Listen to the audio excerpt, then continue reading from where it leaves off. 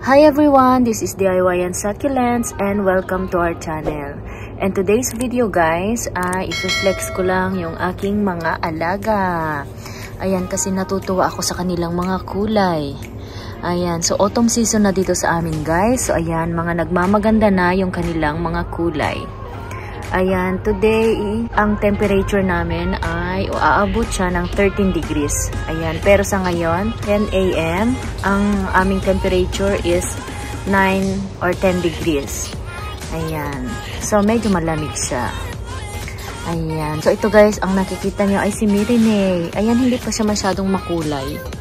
So, hindi siya nakababad sa araw, kaya ganyan siya. Pero okay na rin kasi tumataba-taba na siya ngayon.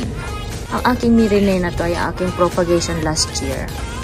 Ayan, so aking mga cuttings lang yan na pinagtatanim ko siya dyan. So ngayon, ayan, lashy na siya. Ayan, may video ako niyan guys. Nagsihabaan na rin, tumataba na rin yung kanyang mga dahon.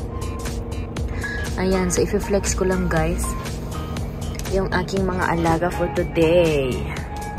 Ayan siya guys, ang ganda ng aming araw. So kahit malamig siya, matirik ang araw, kaya napakaganda nilang tingnan. Ito guys, yung kanilang mga kulay ngayon, naharangan ko ng yung aking anino. Ayan sila guys, ang cute-cute ng kanilang kulay, diba? So talagang ito ang pinakamasayang season sa kanila. Ang autumn, from autumn season to spring season. Ayan sila, ang cute guys, oh. Hindi pa masyadong makulay. Kasi dito sa amin guys, hindi masyadong malamig dito sa lugar namin. So sa ngayon, nasa 9 or 10 degrees pa. Ayan. So hindi pa nila kailangan ng mga pangtakip or pangtaklob. Kayang-kaya pa nila yan. Siguro tsaka na kapag nag 0 degrees na or minus degrees. Ito hindi masyadong makulay guys. Ayan si aking propagation ng Mendoza. Ewan ko, hindi siya masyadong makulay. Ayan, dito tayo sa taas. Ayan, kukunin ko siya guys. Ayan guys, ang ganda ng kanyang kulay, diba? Ito si Sedum Jet. Sino ba to? Jet nantok. Jet Beads. Ayan, si Sedum Jet Beads. Grabe, mura ko lang talaga to nabili. At saka yung medyo madumi sa tingnan nung nabili ko. Kaya lang, parang, ewan ko ba, nagustuhan ko siya. Ayan, binili ko siya. So, siguro magti 3 years na to sa akin. O yan guys, gumanda na siya, oh. Ayan. Ang ganda ng kanyang kulay, diba? Common succulents lang to, pero ayan. Ang ganda. At syempre guys, yung aking laging pinapakita, ayan guys, buhay na buhay pa rin siya. Ayan, sino ba to? Nakalimutan ko na pangalan. Ayan, buhay pa rin siya guys, oh. Ang tibay niya, diba? Kahit sedum siya. Ayan. So, ayan silang ating mga nakasabit dyan. Ayan, si ating Ellen. Ang ganda ng kulay ni Ellen. Ayan sila guys. Mga survivor ko to nung nakaraang summer. O diba, lumaban sila talaga guys. Ayan. Nakayanan nila yung aming summer. Ito yun guys, si aking, ayan, naripat ko na rin yan. May video ako niyan. Si aking Mexican Giant. Ayan, giant na talaga siya. Ang ganda ng kanyang kulay, oh. Yung kanyang farina ba? Diba? At saka si ito maganda. Si Lawi. Ang ganda niya kanyang farina, oh. Lalo pag hindi nahahawakan. Ayan, oh. Ang ganda-ganda niya. Ang puti-puti. Na may pagka-pink. Diba? Ang cute-cute na tingnan. Ayan. Mga chubby-chubby na sila guys, oh. Ito si aking, sino ba to? Si Rococo. Ito naman, sino ba to? Nakalimutan ko na. Snowball. Ayan si Snowball. Nag-chubby-chubby na sila.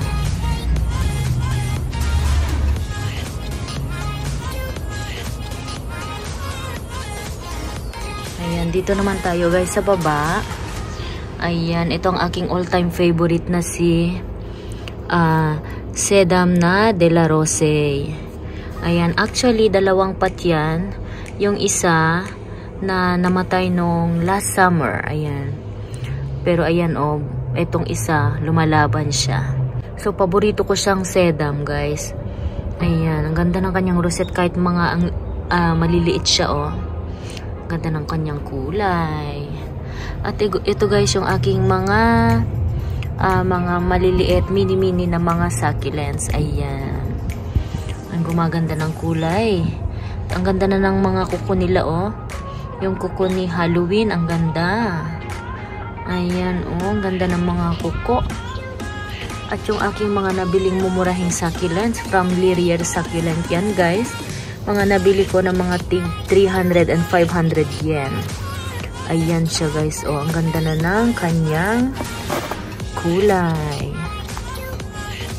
Ayan oh. Actually wala silang name. Pero magkakamukha sila.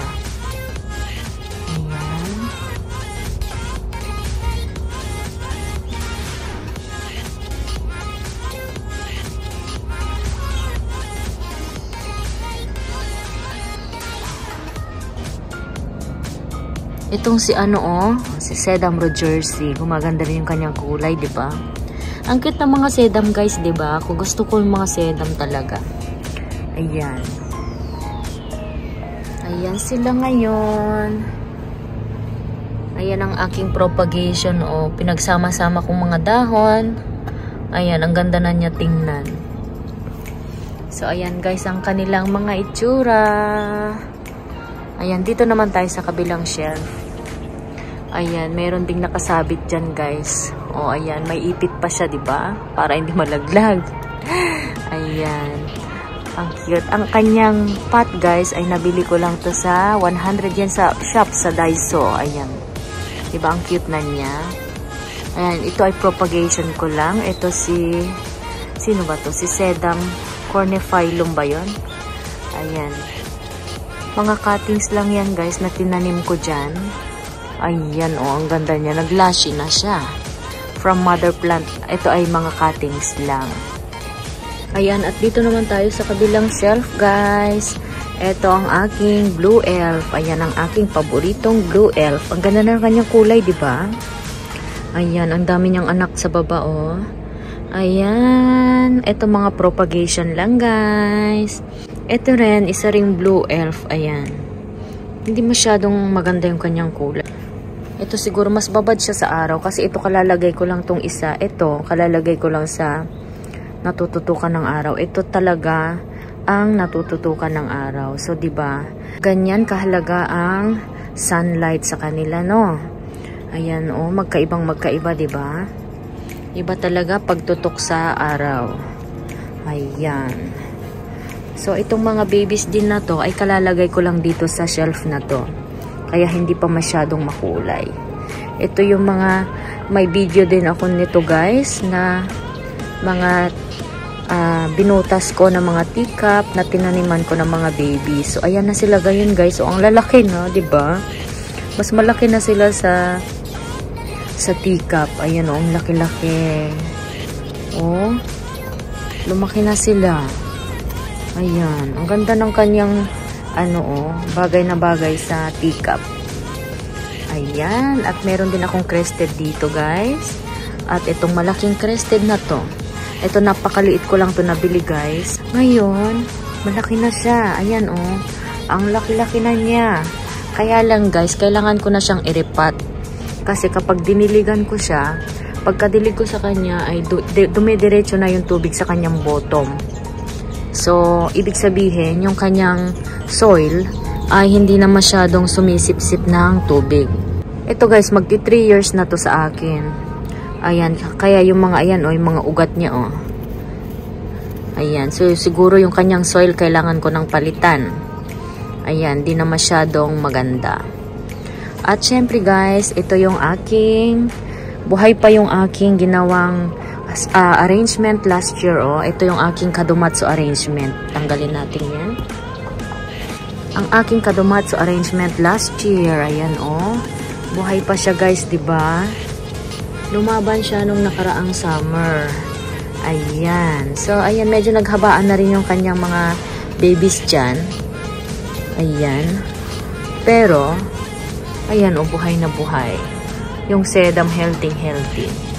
So, diba, hindi ko na kailangan gumawa ng another kadomatsu arrangement this year. So, ayan, oh. Okay na okay pa siya. So, magwa 1 year old na siya. Ayan. At meron din ako mga babies dito.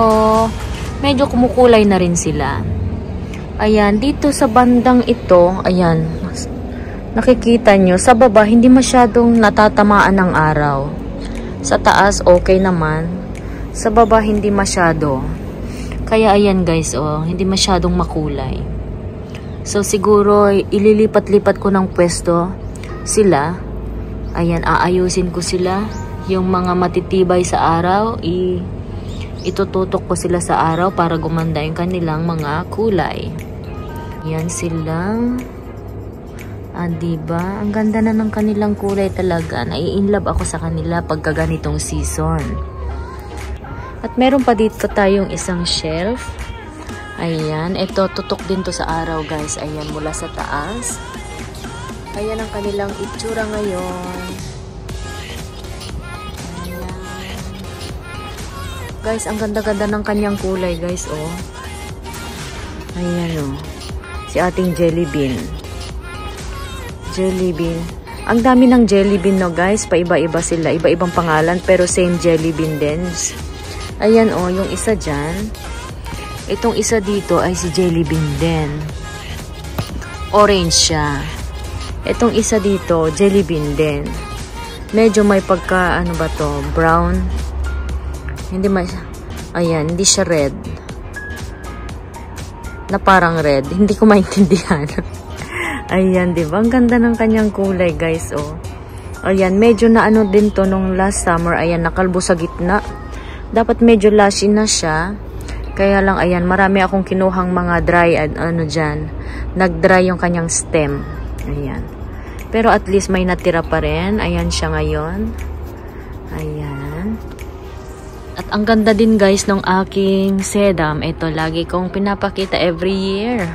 Pag ganitong season, ang ganda ng kanyang kulay. So, pag summer, guys, hindi to masyadong ano, mga green lang siya. Yellow-green. Ngayon, may pink-pink na siya.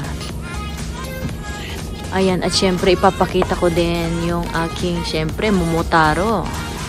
Ito si Momotaro, oh. Cute-cute, diba? Ang ganda ng kanyang kulay. Ayan, si Momotaro.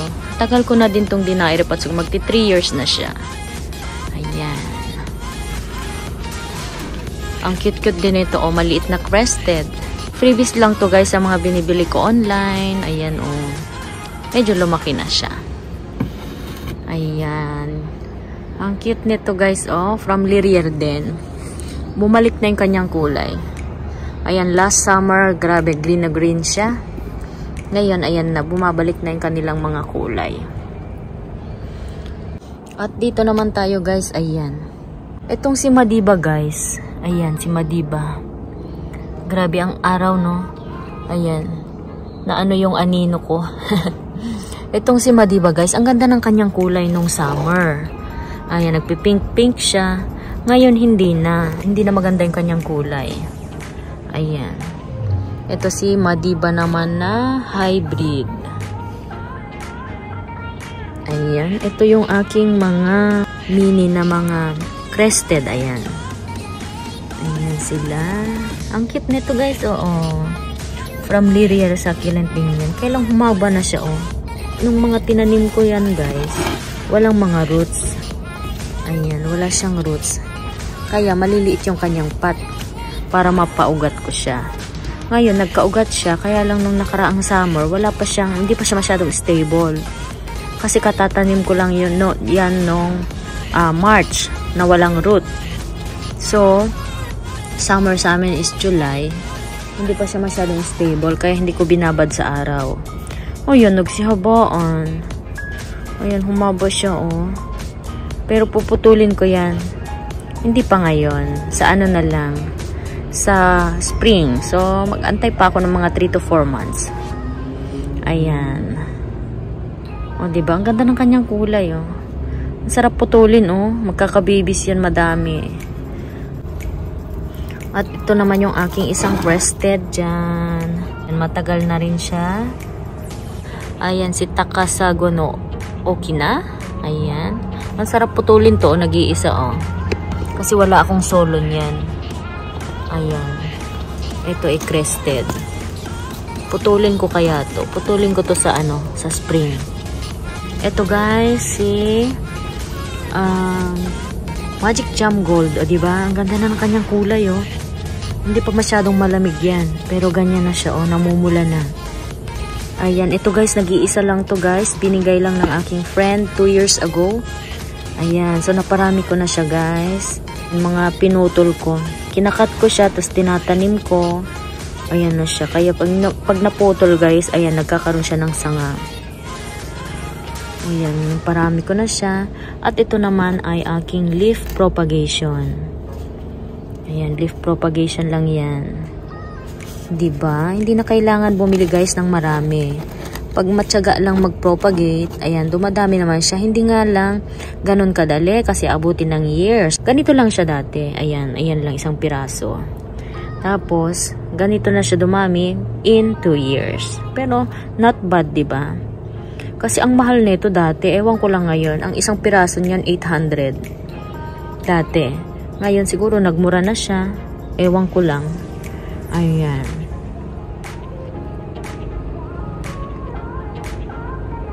Ang cute ni Jelly Bean, diba? Ayan sila. At meron pa ako ditong mga crested din. Yung iba dyan, guys, is mga, ayan, propagation na lang yan. Mga cuttings. Ayan, galing yan dyan. Ayan, galing yan dito. Tapos, kinat ko, pinopagate, tinanim dyan. Ay, may ugat na siya. Ayan. Ayan ang aking mga kakaunting crested. Ayan, ito rin guys is propagation.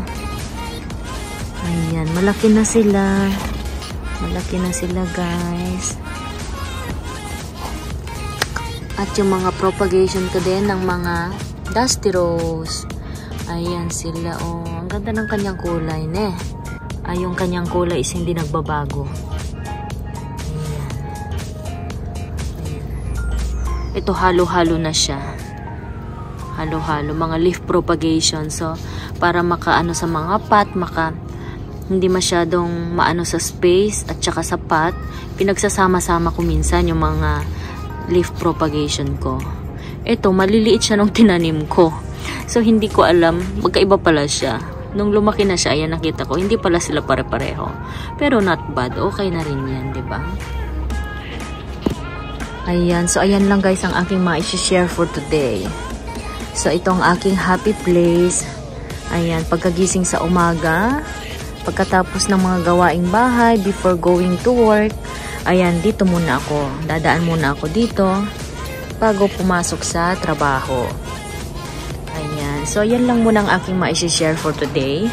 Tsaka na tayo sa ibang shelf. So, meron pa ako kung saan-saan sila nakalagay guys. So, sa next video na lang yon. Ayan, thank you sa pagsama sa akin for today. So, yan lang guys.